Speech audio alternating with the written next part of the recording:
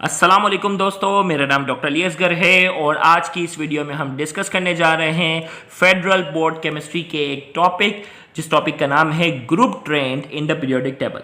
Periodic table में group trend यानी किन किन प्रॉपर्टीज़ में एलिमेंट्स में कैसे तब्दीली आती है, आज की इस वीडियो में हम डिस्कस करेंगे। और आज का टॉपिक होगा group trend of atomic and ionic radii.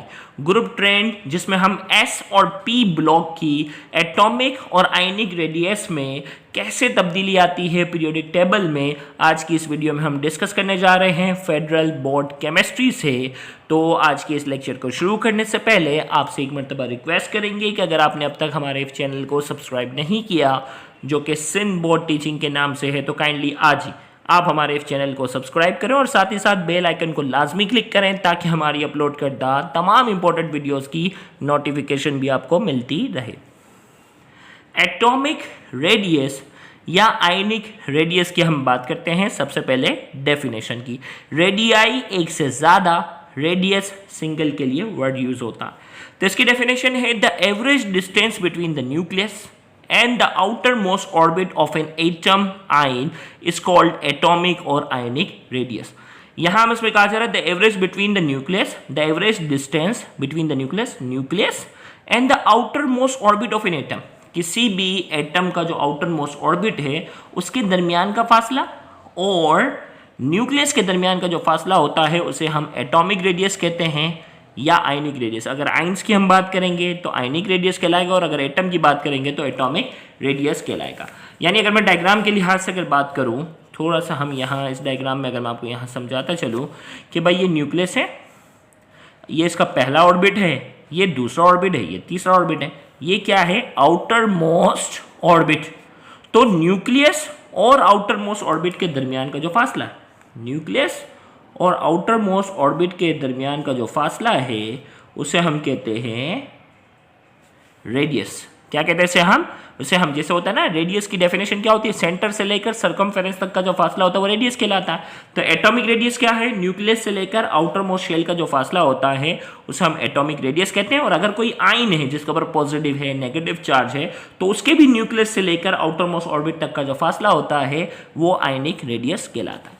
तो डेफिनेशन समझने के बाद देखें, डेफिनेशन समझ आ गई ना, the average distance between the nucleus and the average, एक बार थोड़ा सा कैमरा फोकस कर लें, the average distance between the nucleus and the outermost orbit of an atom is called atomic and ionic radius. Definition होगी the size of atom in ions decreases from left to right along the period. Along the period जो है ना, atom और ions की जो size होती है periodic table की अगर हम बात करेंगे तो लेफ्ट से राइट पर जाते हैं तो इस साइज में कमी आती है। क्यों कमी आती है? In a given period the number of shell in all elements remain the same. Number of shell जो है वो सेम रहते हैं।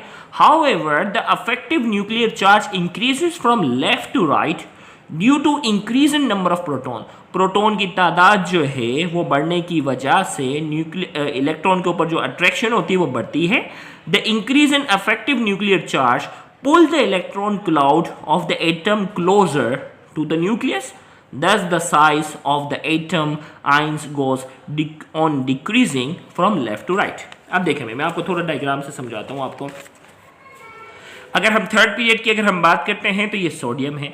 सोडियम का एटॉमिक नंबर होता है 11, पहले शेल में 2, दूसरे में 8 और 1, ये हो गया। फिर इसी तरीके से सी पीरियड में मैग्नीशियम की अगर हम बात करते हैं तो इसका एटॉमिक नंबर होता है 12, पहले शेल में 2 इलेक्ट्रॉन, दूसरे में 8 और तीसरे में 2। फिर इसी तरीके से एल्यूमिनियम की हम बात करते हैं, पहले शेल में 2, फिर 8 और फिर 3।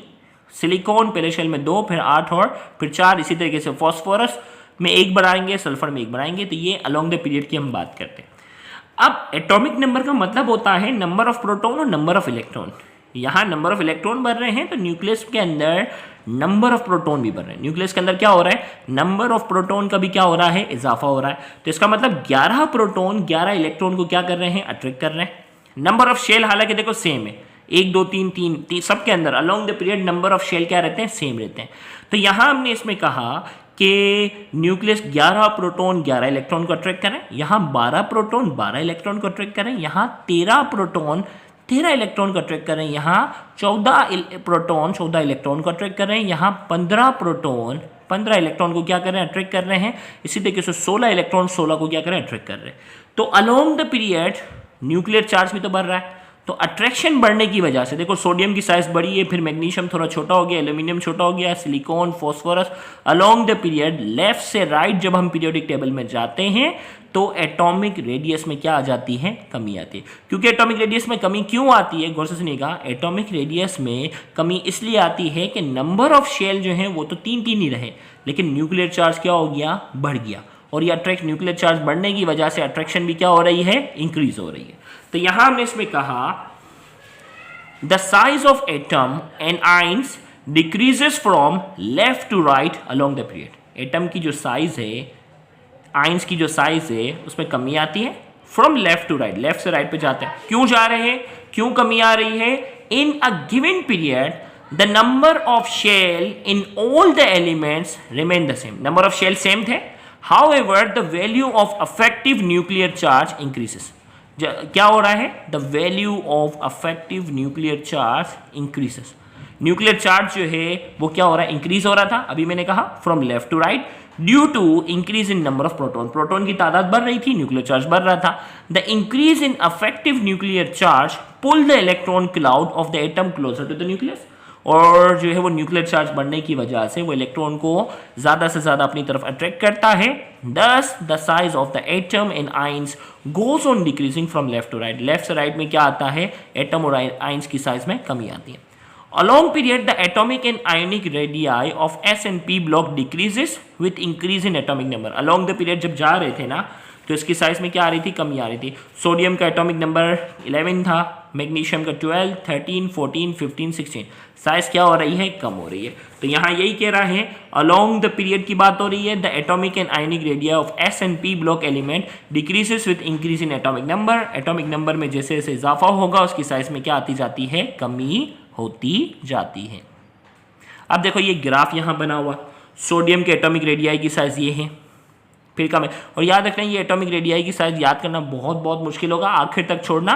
इतनी रेडियाई वगैरह की साइज आपसे नहीं पूछी जाती, बहुत टफ हो जाएगा, मुझे खुद को भी ज़बानी ये वैल्यू याद नहीं होती।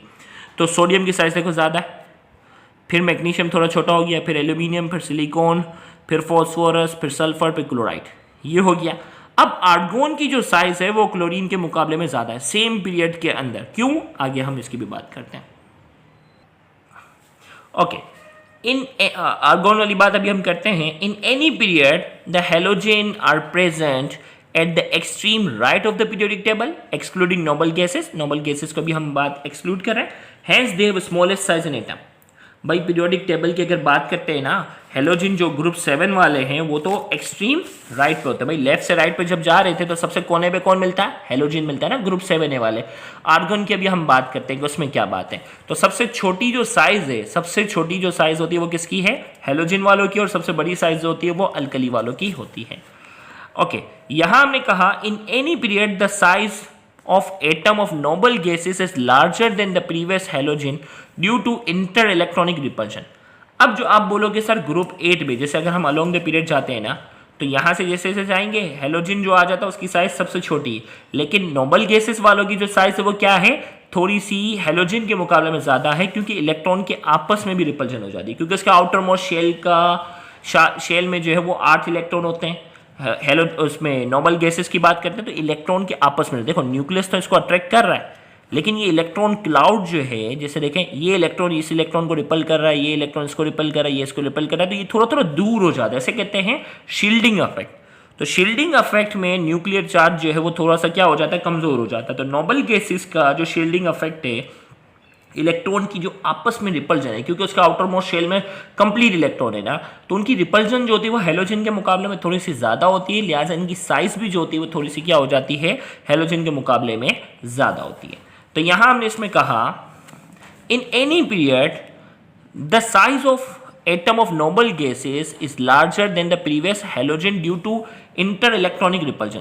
इंटर इलेक्ट्रॉनिक रिपल्जन की वजह से हेलोजन के मुकाबले में नोबल गैसेस की साइज थोड़ी सी ज़्यादा होती है।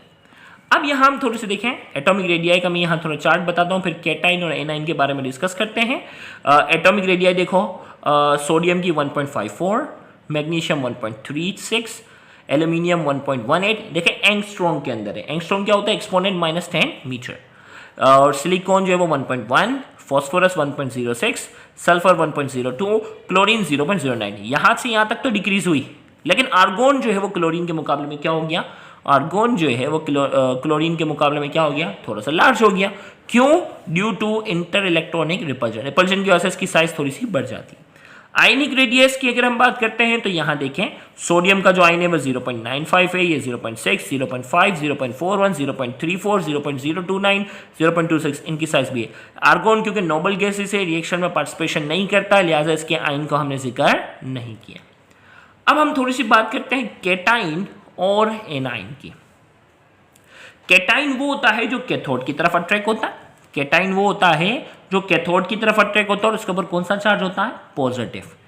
एनाइन वो होता है जो एनोड की तरफ अट्रैक्ट होता है और उसके ऊपर क्या होता है, उसके ऊपर नेगेटिव चार्ज होता है। ये दो बातें पता होनी चाहिए। अब आगे कह रहा है a cation is smaller in size than its parent atom. Cation जो होता है वो अपने पेरेंट्स एटम के मुकाबले में क्या होता है, smaller in size, because of effective nuclear charge and lesser shielding effect. Cation वो होता है जो कैथोड की तरफ अट्रैक्ट होता है, उसके ऊपर पॉजिटिव चार्ज होता है, वो अपने पेरेंट एटम के मुकाबले में क्या होता है, स्मॉलर होता है, क्योंकि because of effective nuclear charge and lesser shielding effect. भाई एक इलेक्ट्रॉन कम होने की वजह से न्यूक्लियर चार्ज का जो इफेक्ट होता है वो बढ़ जाता है और शील्डिंग इफेक्ट भी क्या हो जाता है, कम हो जाता है। अब देखो यहाँ सोडियम है ना, देखो यहाँ तो पूरा शेल ही चला जाएगा।